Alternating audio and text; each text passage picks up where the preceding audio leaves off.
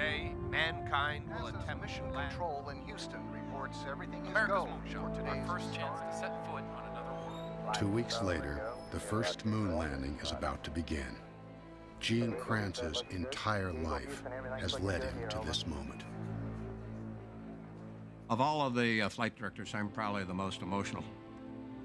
And I felt compelled to talk. I said, we're getting ready to make history. We're getting ready to make history. You know what we're about to do. From the day that we were born, we were destined to be in this room this day. I have absolute Trained. I have absolute confidence in everyone in this room, but I want you to know something. I know No matter what happens to us this day, I will stand behind every decision that you make. however it goes. however it goes, when we walk out of this room, we walk out of this room as a team.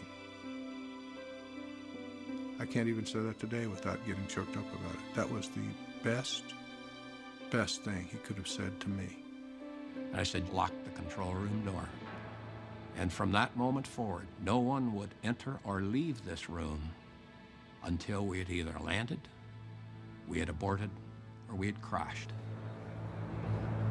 Krantz checks with every controller before starting the landing. Okay, all flight controllers, go for powered descent. Retro, go. Fido, go. Guide, go. Control, go. Telcom, go. GNC, go. Ecom, go. Surgeon, go. Capcom, word go for powered descent. 250,000 miles away, astronauts Neil Armstrong and Buzz Aldrin start down in the LEM. Eagle, he said looks good. Eagle, Houston, everything's looking good here, over. Then, only a minute into the descent, Steve Bales, call sign guidance, sees they're going down too fast. We're at 20 foot per second down here. If the error increases, they could crash. Steve Bales comes to me and he says, Flight, we're halfway to our abort limit. So I was terrified. I thought I was going to have to stop the landing. How you looking, guys? They're out 20 foot per second. No change, is what you're saying. No change. Roger. No change. The speed stays within abort limits.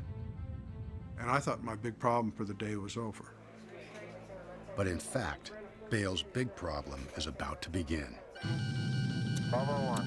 1201. Roger, 1201 alarm. 1201, the computer alarm that is never supposed to happen in actual flight. The same one from the final sim. I'd forgotten what 1201 was. My backroom, who knows everything, has reminded me, that's the one where you've got to make a choice. Bales is 25 years old. He has seconds to decide. Continue with an overloaded computer or abort. If we ever aborted a lunar descent, it would have been the most complicated maneuver we've done in human spaceflight. Time is running out. Bales makes his choice. I said, flight, we're go. I almost shouted it. We're going, that alarm? Go! Roger. Real good. Roger. The computer is hanging on by a thread. And now there's another issue. All of the problems that have occurred now are causing us to land long. They've overshot the landing zone. Boulders as big as houses are in the way. Searching for a safer spot, Neil Armstrong is running out of fuel. We wanted to have a margin at the end when we landed. We didn't want to land empty. In all of the sims, always, we had something on the order of 3 minutes of fuel left. 3 minutes. Altitude still over 500 feet. The math doesn't look good. And I said, okay, all flight controllers, no more calls except for fuel remaining. Okay, the only call out from now on will be fuel. Then Bob Carlton in the systems row makes a fuel call no one wants to hear. Low level? Low level. This means that now the gas gauge on board the spacecraft is virtually reading empty. Boy, I clutched. The back room clutched. The whole control center clutched. The next fuel call will be 60 seconds. I started a stopwatch, and I sat there and watched that watch count down. And it come time to 60 seconds. 60 seconds. Look at that altitude. We're never supposed to see this. The impossible has happened. We're not going to make it. He calls off 30 seconds. 30, 30 seconds. I'm still counting. When he hits 0, it is now land or abort, one or the other.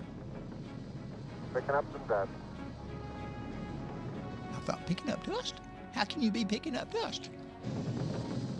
And then it dawned on me, we might make it.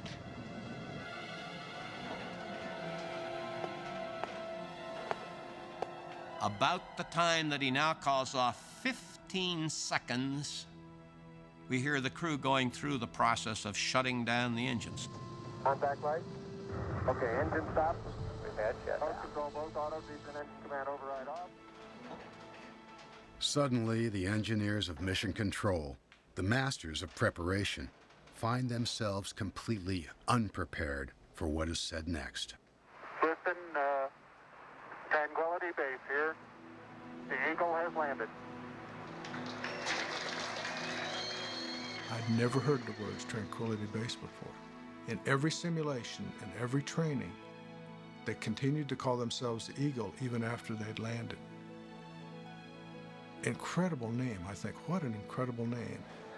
Roger, Tranquility. We copy you on the ground. You got a bunch of guys about to turn blue. We're breathing again. Thanks a lot. And then the back room literally erupted. The people were pounding on the floor, cheering, applauding us. And then my control room started picking up the same buzz. And I said, okay, all you guys, settle down. Okay, keep the chatter down in this room. Come on, let's keep the chatter down. I said, guys, settle down, settle down. Keep your eye on the dadgum bird. This ain't over with. Keep your eye on it. Outside the control center, the world celebrates. Inside, the mission goes on. Crew and spacecraft must be watched over, systems checked. Gene Kranz has another countdown to a decision. Is it safe to stay on the moon? It's just another moment in a busy, busy shift. Flight controllers, about 45 seconds to T1, stay no stay. Stay no stay. Stay no stay. Stay no stay. Stay no stay. Stay no stay. The first moon landing was an experience shared by millions. Ironically, some of the few who missed it were the very people who made it happen. It's one small step for man, one giant leap for mankind. That instant, we missed. And this team I felt so emotionally attached to that I just wished we could go back to that time and place and just do it one more time, only this time, really enjoy the moment rather than having to be so darn busy. Everyone in Mission Control assumed that this would go down in history as their finest hour. They had no way of knowing that an even greater challenge lay just ahead, a challenge that would take them to the brink of disaster.